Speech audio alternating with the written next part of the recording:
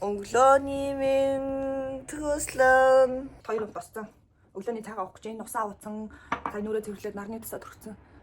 Арай шингэж гүзэг ах шиг байна. Жирэмсэн боснаас хойш нэрээ хүзүүн дээр нэг юм харшил гэх юм уу нэг юм улаан юм туураад буцаж зүгээр болоод ингэж байгаа тэгээд ингээ холоос харахаар амар хүчлээд юм шиг ингээ харагдаад байгаа. За тэгээд бид хоёр усаа ууцсан. Өглөөний цай ер нь бол хүн чинь нөгөө өсөд төрсөн хүмүүжлэрээ л одоо жоохон амьдралыг яг тэгж тулах гэдэг юм шиг лээ. Би бол ерөөсөө нөгөө хөөхд тахта өглөөний цай ууж ер нь бол хөвшээгүй. Дандаа л өглөө ер нь госон гарчаад идэг байсан юм. Тэгээ тийм болохоор ерөөсөө өглөө юм идэж чаддгүй. Одоо ч ерөөсөө өглөө юм идэж чаддгүй. Тэгээ ер нь бол сүүлийн үед хүчээр жоохон ч гэсэн юм идхийг зорж байгаа. Тэгээд бүгдээрээ өглөө аав нь ажилдаа явахдаа өндөг чанчаад үлдээж явчихтiin. Тэгээ бид босоод хөөхдөж гэсэн өглөөчөд явахаас өмнө чансан өндөг идчихэж явдаг байгаа. Би ч гэсэн өглөөд нэг юм хоёр өндөг идчихээд тэгээд араас нь кофегаа уун. Анарт бас ийм өмсгөд ихтэйхэн байнг л ер нь бол тэрийгэ байж аваад идэх тийм хуцнууд байдаг. Би одоо бүр ерөөсөө энэ цагаан өмднөө салгаа байлаа. Ядж байгаа энэ доктортой айгу зөөлхөн тийм болохоор дулаахан би ихтэйхэн байдаг. Тэгээд ууг нь бол жин хасгаа бодвол би барьсан юм өмсөж өөрийгөө жоохон контролмор байхгүй юу гэсэн чинь ерөөсөө өглөө босаал энэ өмдөнд ороод энэ агаан цамцандаа хайртай гэж. Энэ маань уул бас доктортой байсан чинь өөх өглөө бүр урагдаж морогдсон. Цоорч морсон. Тэгтэл мөнгө нь хүртэл хандсан. Тэгсэн мөртлөөс айгу гоё тийм. Өмсгөд нэг л гоё ихтэйхэн юм байдیں۔ Одоо тэгэл нэг өмсөд гарна. За бид хоёр ахад бэлэн боллоо. Миний охин бас хувцас өмсөд бэлтчихлээ.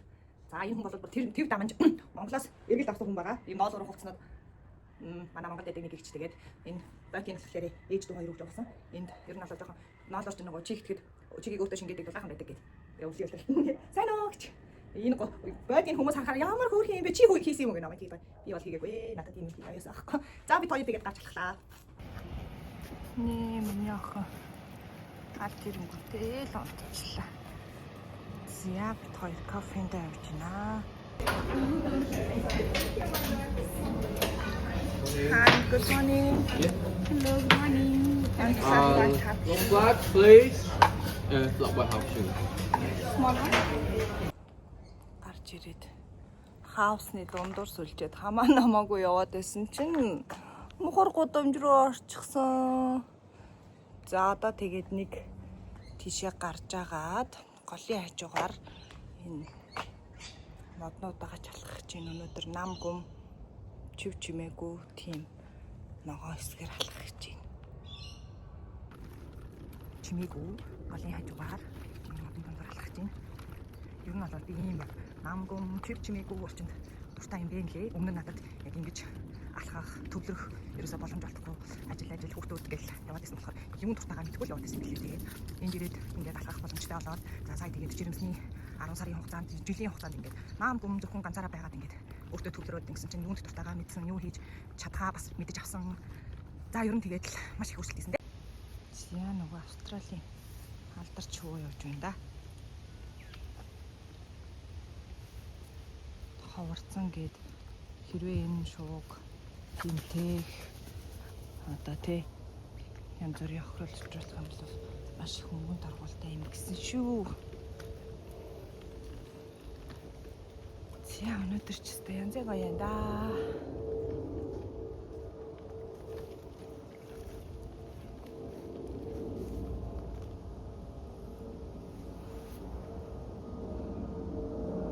Байгалийн гэрэл бол хайр юм. Та нар нэрээ ChatGPT хэр ашиглаж байна? Миний хувьд ашиглаж хийснээс хойш нэг тийм дотн найзтай болсон юм шиг айгу амар байгаа. Бидмээр байгаа зүйлсээ асуугаад манай нөгөөд ч гэсэн өө чи хөхгүй шүү. Хөхгүй хүн ингэж болохгүй тэгэж болохгүй. Энэ нөхцөл байдалд чинь ингэн тэгнэ гэдэг айгу гоё зөвлөгөөнүүдийг өгдөг.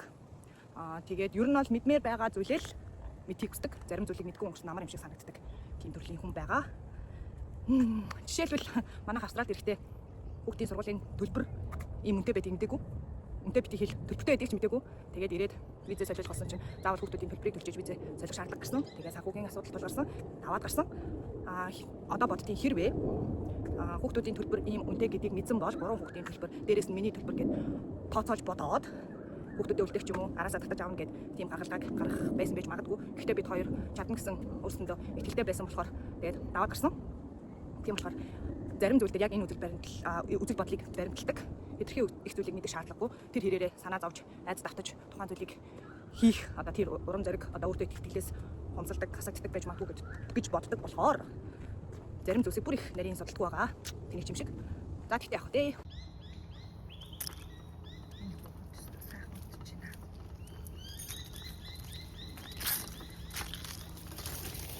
Ороод ирсэн.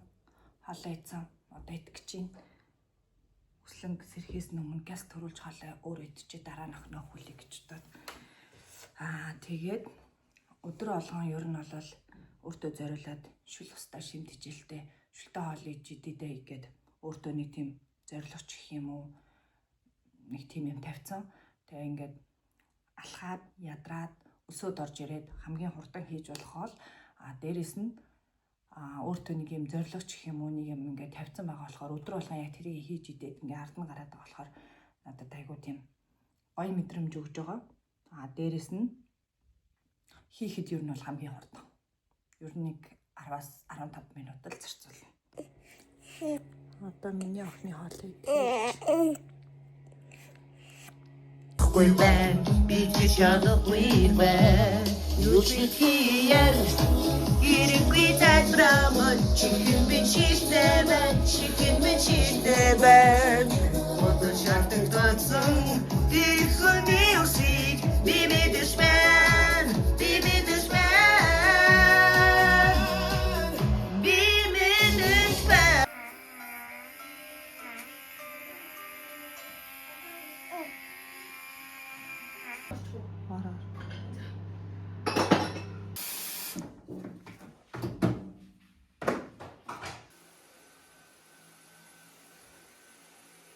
өдөр оройн хоол гуляш хийж гин. Төмсөө хэрчээд чанаад мухан за тэгээд